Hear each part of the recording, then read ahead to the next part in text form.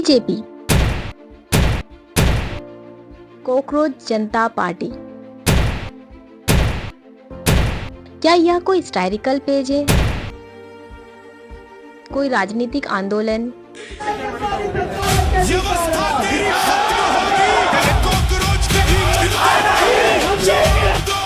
या युवाओं की आवाज? आज इस वीडियो में हम सीजेपी के बारे में विस्तार से जानेंगे। Youngsters like cockroaches.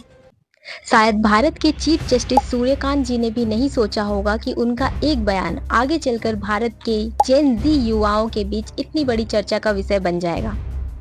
देश के कई युवाओं ने सूर्यकांत जी की इन बातों पर खुलकर अपनी असहमति व्यक्त की। कुछ लोगों ने इस बयान को इस चिंता का प्रतीक माना कि देश में राइट टू इंफॉर्मेशन कमजोर पड़ रहा है, फ्रीडम ऑफ स्पीच पर दबाव पड़ रहा है, और सबसे चिंताजनक बात, कुछ लोगों का यह मानना है कि न्यायपालिका की स्वतंत्रता पर भी सवाल उठ रहे हैं। आगे चलकर सूर्यकांत जी ने अपने बयान का स्पष्टीकरण देते हुए कहा कि उनके बयान को मिसकोट यानी कि गलत तरीके से प्रस्तुत किया गया। उनका यह बयान देश के युवाओं और वर्किंग प्रोफेशनल्स के खिलाफ नहीं था, लेकिन जब तक यह स्पष्टीकरण सामने आया तब तक सीजेपी यानी कॉकरोच जनता पार्टी का गठन हो चुका था। मुकेश चंद्राकर, जो छत्तीसगढ़ के एक इंडिपेंडेंट जर्नलिस्ट और अपना यूट्यूब चैनल बस्तर जंक्शन चलाते थे, उन्होंने एक वीडियो अपलोड किया जिसमें उन्होंने बीजापुर डिस्ट्रिक्ट में चल रहे रोड कंस्ट्रक्शन में 120 करोड़ के करप्शन को एक्सपोज किया।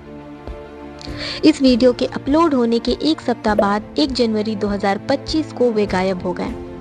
3 जनवरी 2025 को उनका शव चट्टान पारा बस्ती के एक कॉन्ट्रैक्टर के घर के सेप्टिक टैंक में मिला।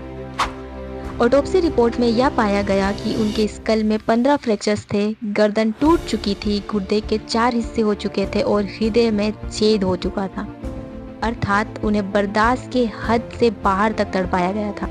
उनका गुनाह बस यह था कि उन्होंने छत्तीसगढ़ में चल रहे करप्शन को उजागर किया था। ये सिर्फ एक उदाहरण नहीं है।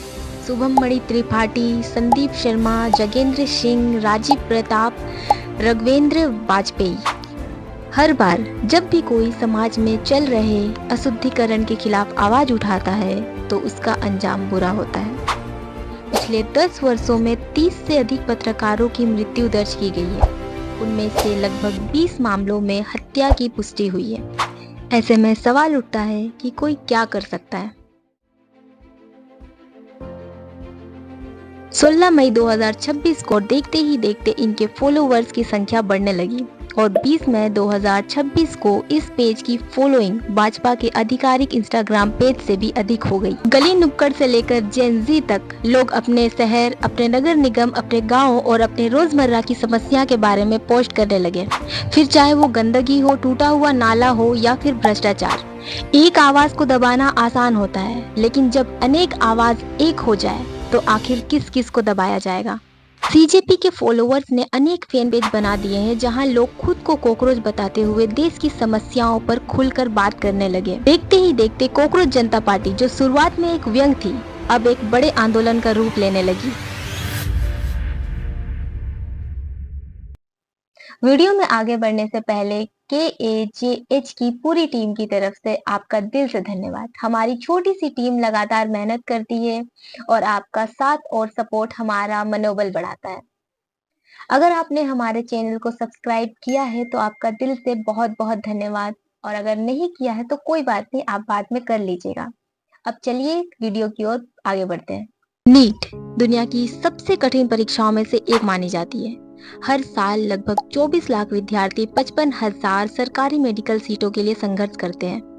मोटे तौर पर देखा जाए तो इनमें से लगभग 3% विद्यार्थी ही सफल हो पाते हैं। मध्य प्रदेश के माऊगंज जिले की आकांक्षा चतुर्वेदी भी ऐसी ही एक छात्रा थी जो डॉक्टर बनना चाहती थी।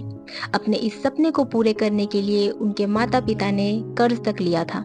नीट की परीक्षा देने के बाद उन्हें पूरा विश्वास था कि उनका चयन हो जाएगा। 3 मई 2026 को नीट यूजी की परीक्षा आयोजित की गई। 7 मई 2026 को यह खबर सामने आई कि नीट यूजी का पेपर लीक हो गया है।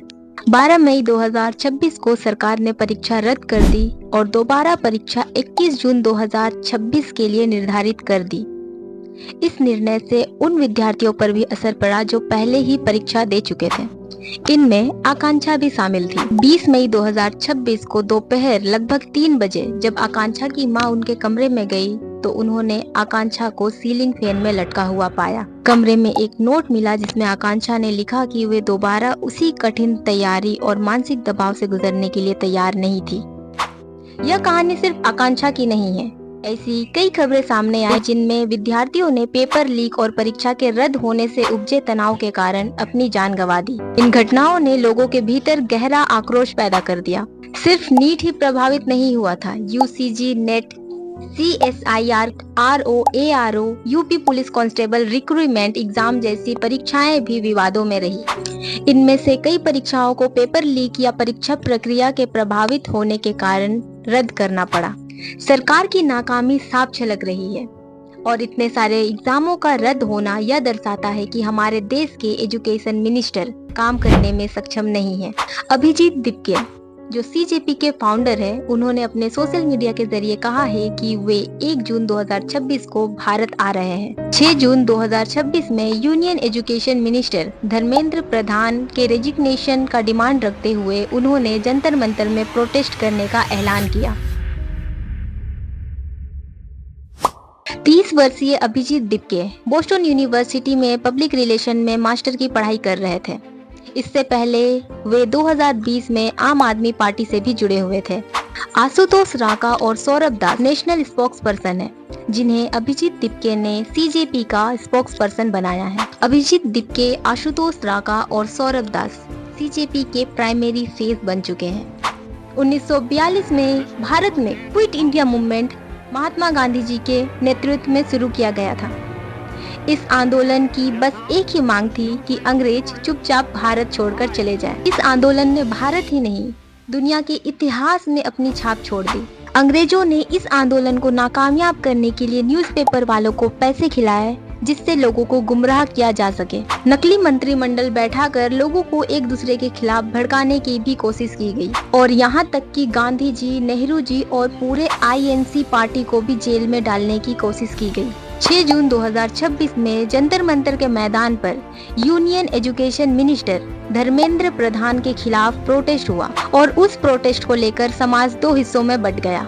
एक हिस्सा CJP और उनके समर्थकों का था जो इस प्रोटेस्ट को कामयाब मानते थे। हालांकि सेंट्रल गवर्नमेंट से कोई टिप्पणी या आश्वासन नहीं आया और न ही धर्मेंद्र प्रधान ने रेजिग्नेशन दिया, पर CJP और उनके कार्यकर्ताओं की नजरों में ये सक्सेसफुल इसलिए था क्योंकि लोगों ने मिलकर अन्याय के खिलाफ आवाज उठाया। वहीं CJP का विरोध करने वाले इस बात से नाराज है कि सौरभ दास जो CJP के प्राइमरी स्पोक्स पर्सन है, उन्होंने एलिजिडली अपने पास्ट में उमर खालिद का सपोर्ट किया है। यह वही उमर खालिद है जिन पर आरोप लगे हैं कि इन्होंने एंटी इंडिया टिप्पणियां दी है। CJP के कुछ प्रोटेस्टर इस बात पर सौरभ दास का साथ देते हुए पाए गए और कुछ का यह कहना है कि अगर उमर खालिद दोषी है तो सरकार कार्यवाही करे। मोटे तौर पर देखें तो बात रेजिग्नेशन से घुमाई गई और 2 ग्रुप में बांटने की कोशिश की गई जिससे यह प्रोटेस्ट डिस्टर्ब हो जाए। एक ग्रुप ऐसा भी आया जो मैदान में जय श्री राम के नारे लगाकर प्रोटेस्ट को डिस्टर्ब करना चाहता था। अब यदि आप सोशल मीडिया देखें तो राइट विंग इन्फ्लुएंसर एक अलग दास्तान सुनाते नजर आएंगे, जबकि लेफ्ट विंग इन्फ्लुएंसर एक अलग कहानी प्रस्तुत करते दिखाई देंगे। दुखद बात तो यह है कि लेफ्ट राइट की बहस में आकांक्षा चतुर्वेदी की कहानी फिर से दब गई और उनसे जुड़ा आक्रोश भी कहीं भटक गया।